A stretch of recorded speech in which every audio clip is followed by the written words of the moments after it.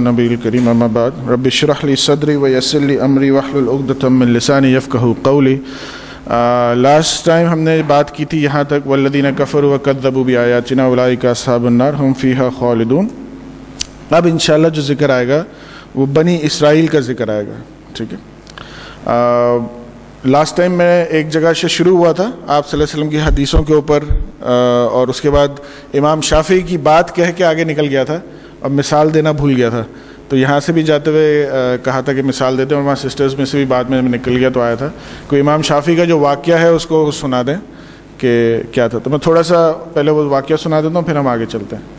ہم بات کر رہے تھے امام شافعی کی کہ انہوں نے لاجیکلی حدیث کے صحیح ہونے پہ کس طرح سے کسی کو قائل کیا، ایک منکر حدیث کو، ٹھیک ہے، لاجیکلی، اس میں ایمان کی بات نہیں ہے، لاجیکلی انہوں نے قائل کیا دنیا کی مثال دیتے ہوئے۔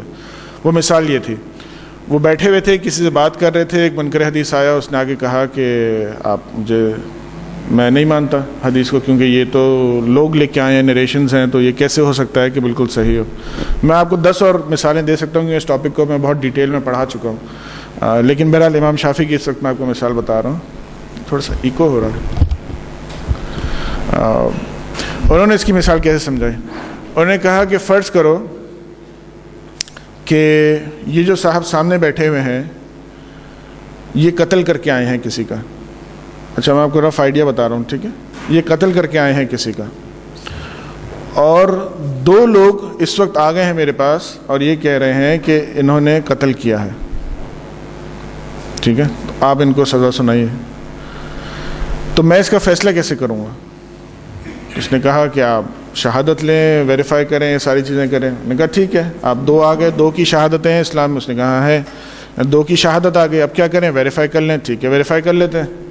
بولے ویریفائی بھی کر لیا کہ جتنا ویریفائی ہو سکتا تھا اتنا ویریفائی بھی کر لیا، اب کیا کروں؟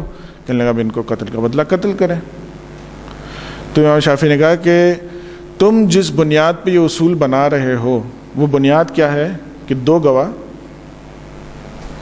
اور جو ریسرچ کر سکتے تھے اس معاملے میں کہ آیا اس نے قتل کیا ہے یا نہیں، تم اس کو بیس بنا کے فیصلہ یہ دے رہے ہو کہ اس کو قتل کر دیا جائے، ٹھیک ہے۔ جب ہم کسی حدیث کو لیتے ہیں نا تو جو اس کا راوی ہوتا ہے اس کو ہم صرف ظاہر پہ نہیں پرکھتے، پہلے تو ہم یہ دیکھتے ہیں کہ ظاہر میں کتنے گواہان ہیں، 1 ہیں، 2 ہیں، 10 ہیں، 20 ہیں، اس حساب سے اس کو لیتے ہیں، اور اس کے بعد صرف اس کے ظاہر کو جو تم کہہ رہے ہو کہ اس ظاہر پہ فیصلہ کریں، ہم تو اس کے باطن کو پورا چیک کرتے ہیں کہ اگر کبھی کہیں سے کسی سے کچھ اس کے بارے میں یہ پتہ چل جائے کہ اس نے کبھی کہیں کوئی جھوٹ بولا ہے۔ اچھا جھوٹ بھی کیا ہوتا ہے؟ میں نے آپ لوگوں کو مثال دی تھی کہ امام بخاری جو حدیث لینے گئے تھے جن صاحب سے بہت ٹریول کر کے، اور دیکھا کہ وہ اپنے اونٹ کو بلا رہے ہیں ہاتھ میں چارہ کا یوں دے کے اور ہاتھ خالی ہے، تو واپس آ گئے کہ یہ جھوٹا ہے، اونٹ کو بیوقوف بنا رہا ہے، یہ تو میں اس سے حدیث لے ہی نہیں سکتا۔ یعنی جو حدیث کی راوی ہیں ان کی اگر آپ کنڈیشنز پڑھیں گے تو آپ ہل جائیں گے، کیا یہ انسانوں کی بات ہو رہی ہے؟ لٹرلی اگر آپ حدیث کے راوی میں کنڈیشنز پڑھیں گے نا، کس کنڈیشن پہ ان کی بات کو ایکسیپٹ کیا جاتا ہے، اگر آپ وہ پڑھیں گے تو آپ کہیں گے یہ کیا ہے، مطلب یہ انسان ایسے بھی ہوتے ہیں کیا، ہو سکتے ہیں کیا؟ جتنی ان کی کنڈیشن، اگر کہیں سے کچھ پتہ چل گیا کہ یہ شخص جھوٹا ہے، کسی نے کہہ دیا، کوئی بھی کہہ سکتا ہے، ہو سکتا ہے وہ سچا ہو، سامنے والا جھوٹا ہو، لیکن اگر اس کے اوپر یہ داغ لگ گیا ہے تو وہ حدیث اس سے نہیں لی جائے گی۔ امام بخاری کا ایک اور واقعہ کتنا مشہور تھا کہ وہ جب سفر کر رہے تھے جہاز کے اندر، پانی کے جہاز کے اندر، تو ایک شخص نے دیکھا کہ ان کے پاس اچھا خاصا پیسے ہیں، اس نے شور مچا دیا کہ میرے پیسے کھو گئے، اور اس طرح سے تو اس نے کہا ڈھونڈنے، سب کو سرچ کریں، تو ڈھونڈا گیا، سب کو ڈھونڈا، امام بخاری کی باری ہے، ان کو بھی ڈھونڈا گیا، کچھ نہیں نکلا۔ جب معاملہ ختم ہو گیا، بھائی نہیں ہے کسی کے پاس بھی، تو اس آدمی نے آگے کہا کہ آپ کے پاس تو پورا تھیلا تھا، وہ کہاں گیا؟ تو کہنے لگے جب تم نے شور مچایا نا میں نے اس کو پانی میں پھینک دیا۔ تو کہنے لگے کہ آپ نے سارا پانی میں پھینک دیا؟ کہنے لگا پانی میں پھینک دیا۔ کیوں؟ کہنے لگے کیونکہ میں حدیث کا راوی ہوں، اگر میرے اوپر غلط بھی بے شک الزام لگ جاتا نا ایک دفعہ تو ہسٹری میں آ جاتا کہ ان کے اوپر الزام لگا تھا، پھر میں یہ کام نہیں کر سکتا جو میں کرنے جا رہا ہوں۔ یعنی اس لیول کا الزام جو کہ غلط بھی ہو، ان لوگوں سے پھر حدیث نہیں لی جاتی جن کے اوپر اس طرح کے الزامات ہوں کہ یہ جھوٹ بول رہے ہیں، یا انہوں نے کسی کا مال کھایا یا غصب کیا، یا ان کا کریکٹر میں ذرا سی کمی ہو، ان کو راوی میں لیا نہیں جاتا۔ تو امام شافعی کہتے ہیں کہ ہم تو صرف ظاہر نہیں باطن بھی پورا دیکھتے ہیں اور اس کے بعد ایک کال ایکسیپٹ کرتے ہیں. تم تو خود ظاہر پہ کہہ رہے ہو کہ اس کو حد سنا دے, حالانکہ ظاہر کی حد پہ یہ 0.1% تو ہر وقت چانس ہے کہ غلط ہو. بھائی 2 لوگوں نے جو شہادت دی ہے وہ غلط ہو سکتے ہیں, جو ریسرچ جو دیکھا گیا ہے, جو ایویڈنسز لیے گئے ہیں 0.1% وہ بھی غلط ہو سکتا ہے. لیکن ہم جس لیول پہ آ کے پورا کام کر رہے ہیں وہ تو اس سے بھی زیادہ ہے. تو اب تم لاجیکلی بتاؤ کہ ہمیں یہ شہادت ان بندوں کی ایکسیپٹ کرنی چاہیے نہیں کرنی چاہیے؟ کرنی چاہیے لاجیکلی. ٹھیک ہے, تو حدیث کا سلسلہ اس طرح سے اتنا زیادہ مستند جو ہے وہ ہمارے پاس ہے. آئیے, ہمارا چیپٹر آج کا ہے بنی اسرائیل کا. اچھا, آپ میں سے کوئی اس بات کو یا مجھ سے شیئر کر لیں, یہ سمجھتے ہیں کہ جو یہود ہیں, جو بنی اسرائیل جن کا بھی پورا اتنے عرصے سے ہم چلا رہے ہیں کر رہے ہیں, ان کی اصل مسلمانوں سے نفرت یا کہنا نا چڑ کی وجہ کیا ہے؟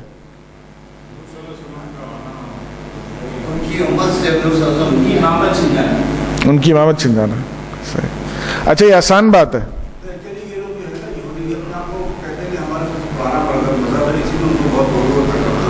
دیکھیں, پتہ ہے یہ اس چیز پہ اڑتے ہیں جو آپ لوگوں نے کہا. ذرا سا یہاں سے دیکھنا شروع کریں. آدم علیہ السلام, ادریس علیہ السلام, نوح علیہ السلام, ہود, صالح, لوط, ابراہیم علیہ السلام, اسماعیل علیہ السلام اور شعیب علیہ السلام. ٹھیک ہے. اچھا, یہاں سے آئے اسماعیل علیہ السلام.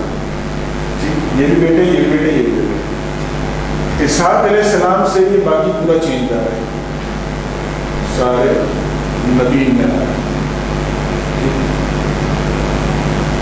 اب یہاں پہ یہ کھڑے ہیں نبی صلی اللہ علیہ وسلم کے زمانے میں یہود.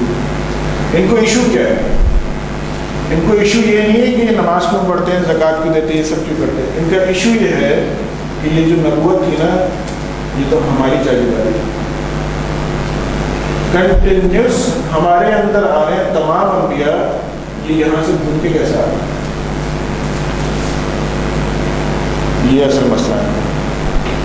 اور تھوڑا سا لاجیکلی سوچیں, ہم بھی جو کمزوری مان لوگ ہیں نا, ہمیں بھی یہ ایشو ہے فوراً. کیوں؟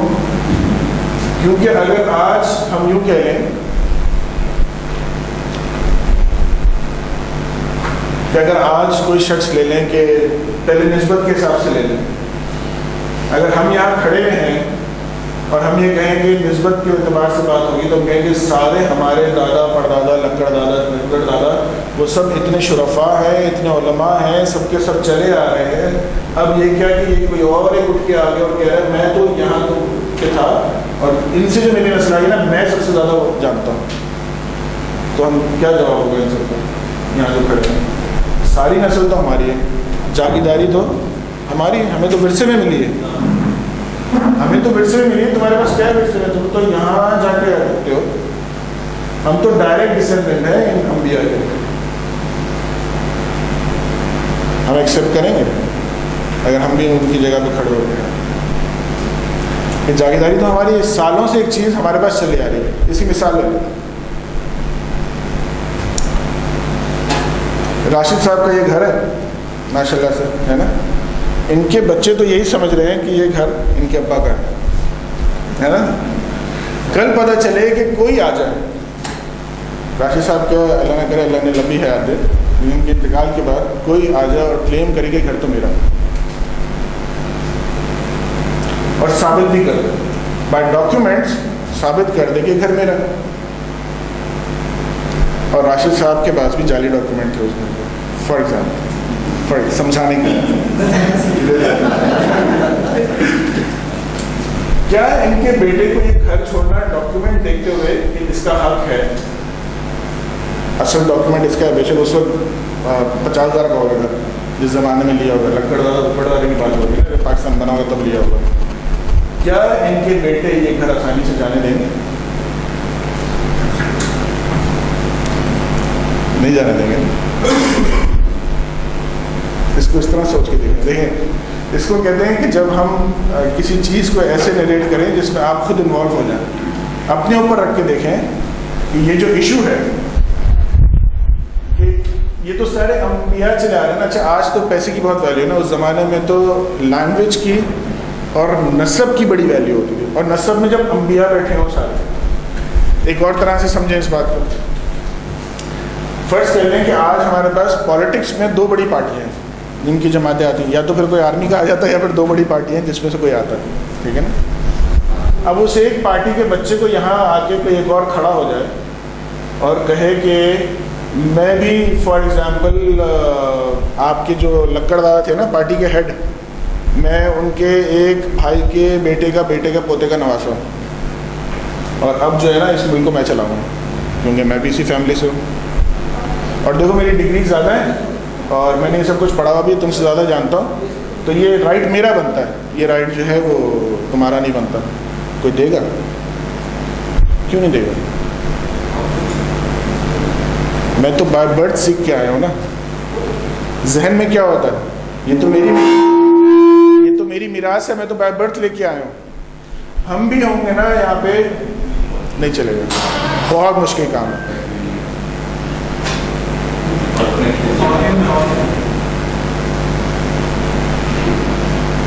ہم بھی اگر ہوں گے نا سیریس قسم کی ٹربل میں پھنس جاتے. اسی لیے جو صحابہ چینج ہوئے, ایمان لے کے آئے, ان کی اتنی ویلیو ہے کہ اللہ سبحانہ تعالیٰ نے قرآن میں کہا رضی اللہ عنہم ورضوا عنہ, اللہ ان سے راضی اور وہ اللہ سے راضی.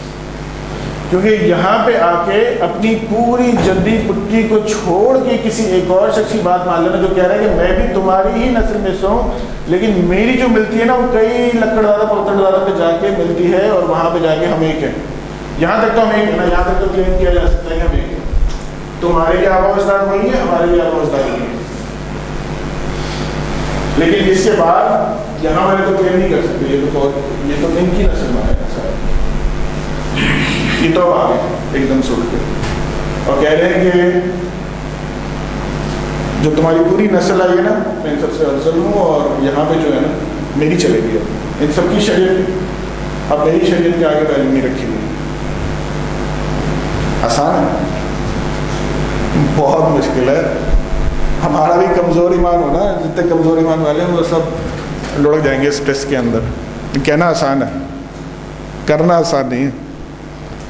وہ اگر وہ والی مثال ہے نا کہ اگر دم میں آگ لگی ہوئی ہو تو ہو جائے گا, ورنہ نہیں ہونے کا.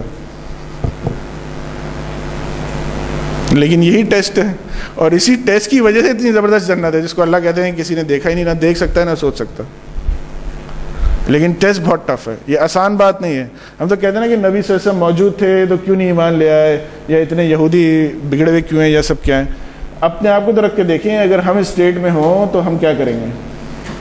چھوڑ دیں گے ساری جائیداد وائداد ہر چیز. ان کو کل پتہ چلے گا ساری جائیداد بنگلے جتنے ہیں نا سب کچھ کسی اور کا ہے, چھوڑنا پڑے گا. صرف لیگل ڈاکیومنٹس مل جائیں گے, بھائی میں وہ بندہ صحیح بات کہہ رہا ہے اور میں سب چھوڑنے کو تیار ہوں. کوئی چھوڑے گا؟ ہم بھی نہیں چھوڑیں گے. کیوں؟ کیونکہ ہمیں اتنی محبت ہے اس سے. ان کو بھی یہاں ساری دادا کی یہاں پورا کہہ لینا کہ پورا جتی پتی سارا ان کا تھا, وہ کیسے چھوڑ دیتے. اور اسی لیے ٹیسٹ تھا, اور اسی لیے اتنا مشکل ٹیسٹ تھا. ورنہ اگر آپ عبادات میں جا کے دیکھیں گے تو ان کی عبادات وہی ہیں جو ہم آج بھی کرتے ہیں موٹی موٹی. آپ بتائیے, آپ میں سے کتنوں کو یہ پتا ہے کہ یہودیوں کے یہاں بھی نماز ہوتی ہے؟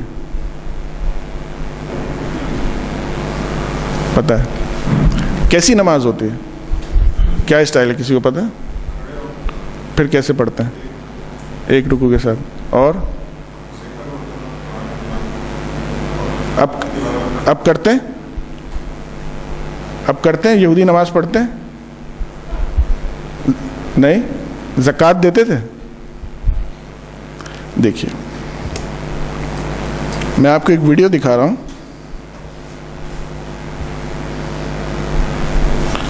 اس کو دیکھیں.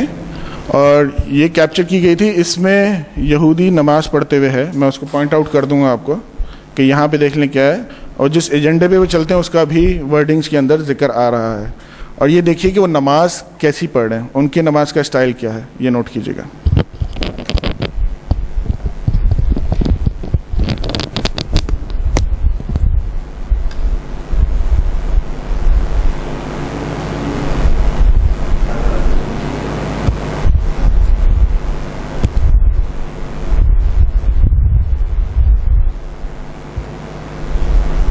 يا بني إسرائيل اذكروا نعمتي التي أنعمت عليكم